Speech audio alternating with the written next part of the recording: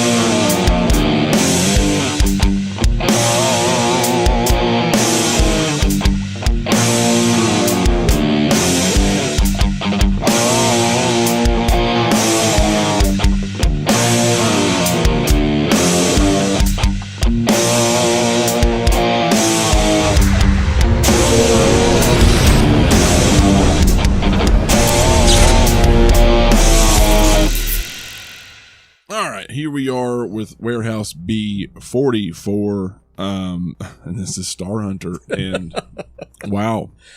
So these bozos that I call my friends are making me watch all kinds of crazy shit for this series, and nothing has topped Nghtbeast yet, luckily, and even this movie does not top Nghtbeast. It's bad. It's close. It's close. Yeah, and poor Kenny bailed on us tonight, so he doesn't have to suffer through this review. Yeah, I think he's strategically planned. So Star Hunter is a science fiction film. It was a 1995 science fiction film, but it didn't release until like 97 or 8. The thing is the details about this movie are so wonky and all over the place. So it says 1995, I've seen 96, and then it didn't release till 98. Yeah, I've seen both. 96, 98.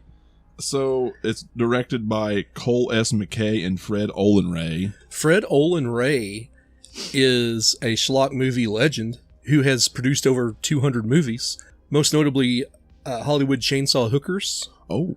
That was a really good one. And what was the other one? Alienator, which we need to cover on this channel at some point. That sounds right up our alley. Yeah, Alienator.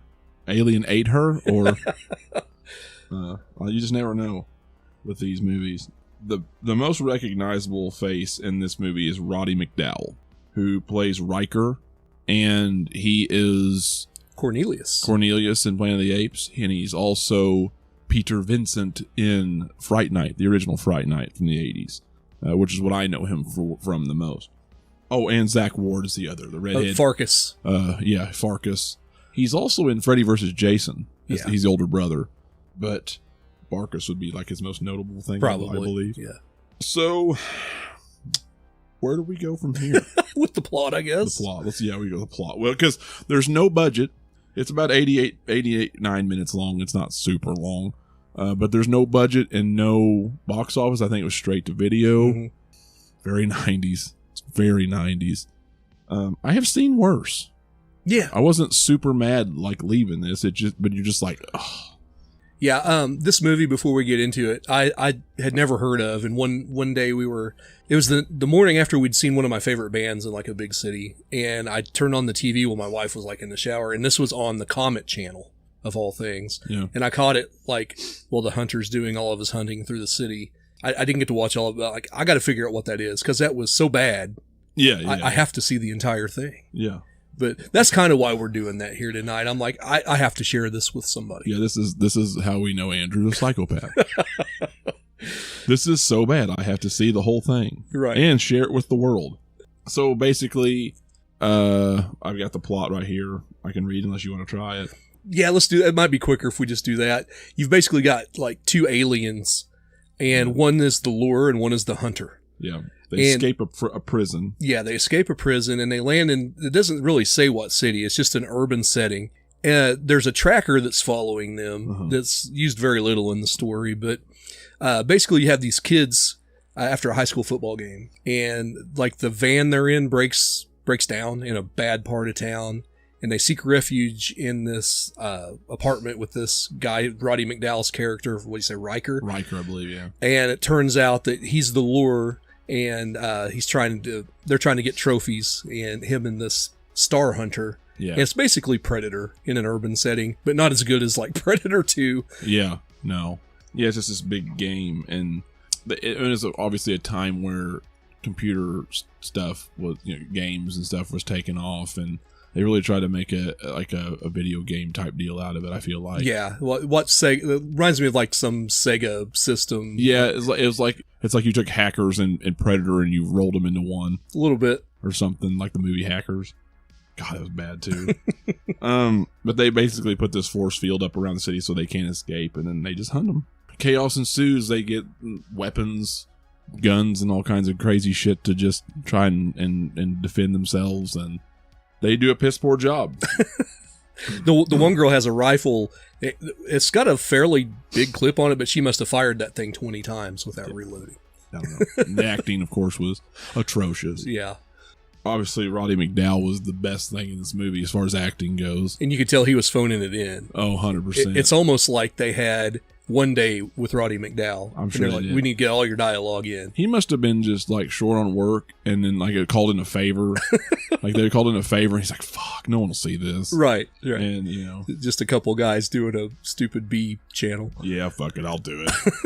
Give me $1,000 or something, I'll do it. I don't give a shit. Yeah, whatever. I got 3 hours to kill. It'd be the easiest $1,000 I made. I don't even know really. I don't really have any favorite scenes. I don't have pros and cons. I guess one pro would be the concept of the movie isn't terrible.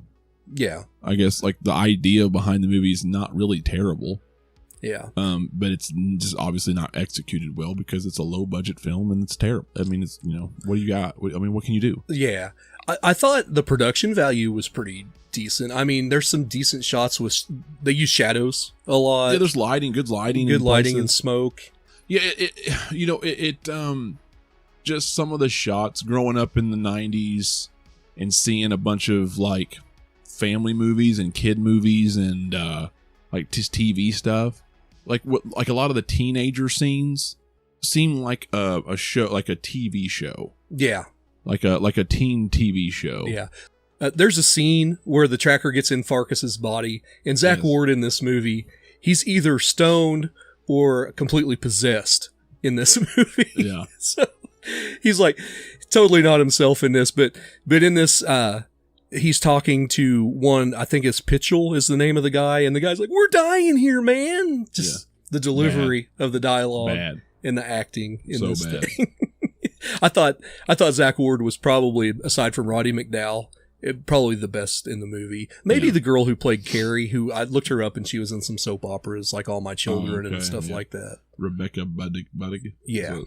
So I think what I like into this like the screen, like the shots, I guess the angles and stuff and the way they filmed it, it was like Power Rangers, like a little bit like a Fox Kids TV show or something like that of that kind of caliber. Yeah. And that's what a lot of those scenes were to me. That's pretty much exactly what it was. It's just, a little more adult oriented because you had death.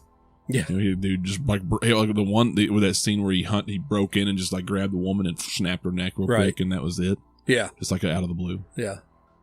Other than that, I mean, we had boobies. We did have those. Yeah.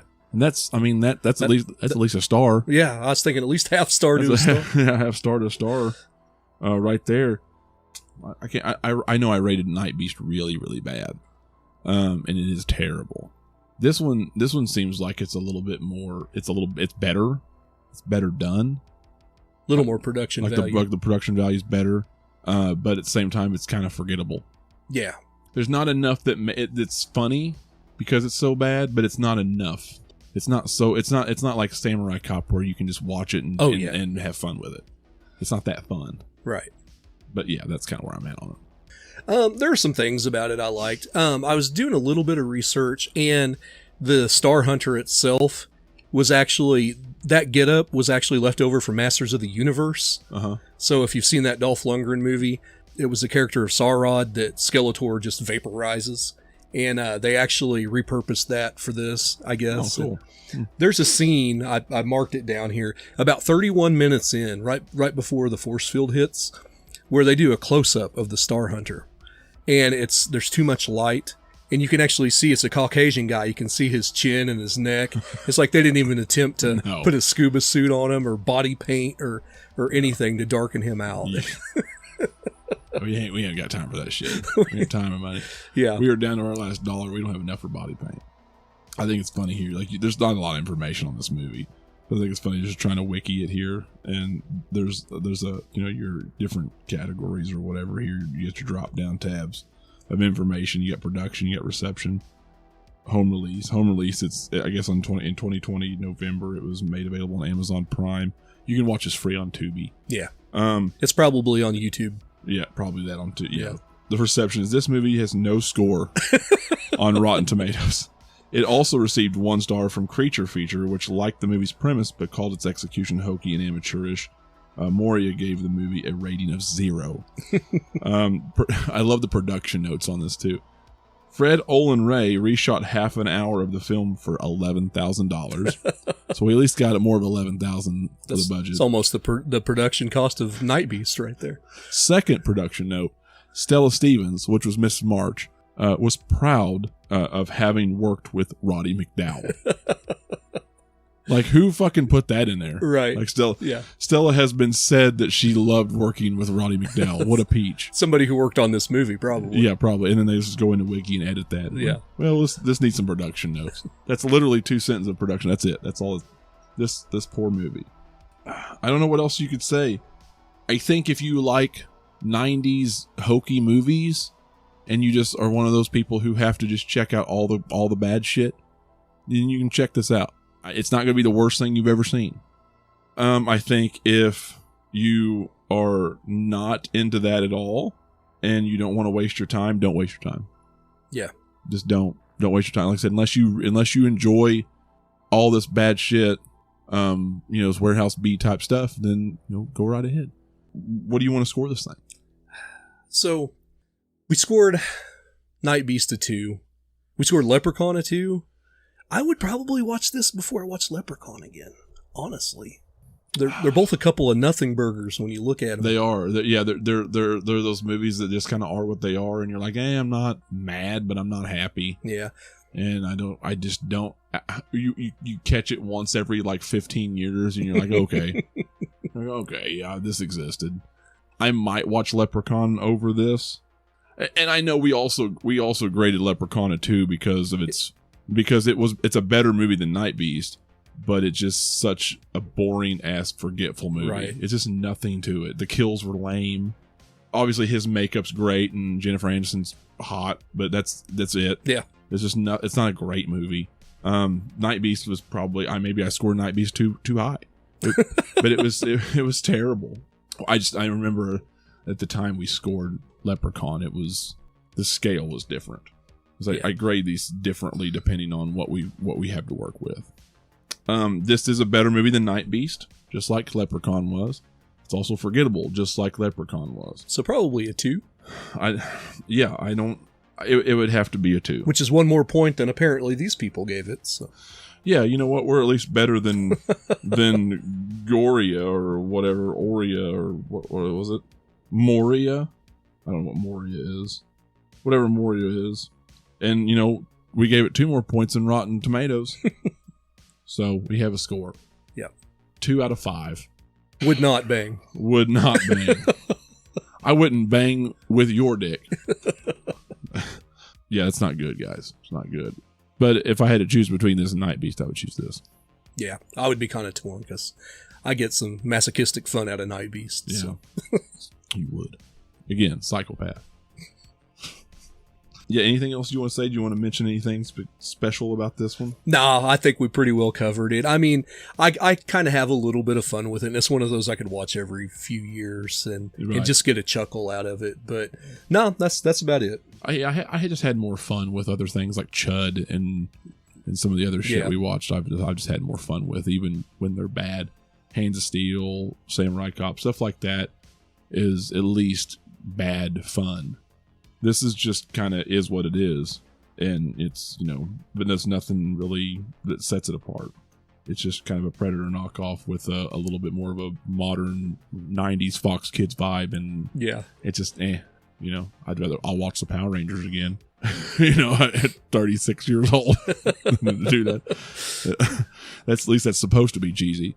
Anyway, if you have nothing else to say, I guess we can wrap it up. What do we want to do in the next warehouse? I think for 45, we've been talking about Death Wish 4. We did Death Wish 3 back in the summer, and we loved that. Mm-hmm. Yeah, we're gonna check out the fourth one, which is cheesy as well. So, but man, it's a lot of fun. Yeah, absolutely. All right, well, let us know in the comments what you think of Star Hunter. If you've seen it, if not, and you feel bold enough to go check it out, then check it out and let us know in the comments what you think. Be sure to like and subscribe. That way you don't miss all the goodness coming your way. We've got a lot of different stuff other than just Warehouse Bees. So be sure to check that out, and we'll catch you next time. We're out of here. That's about what it deserves.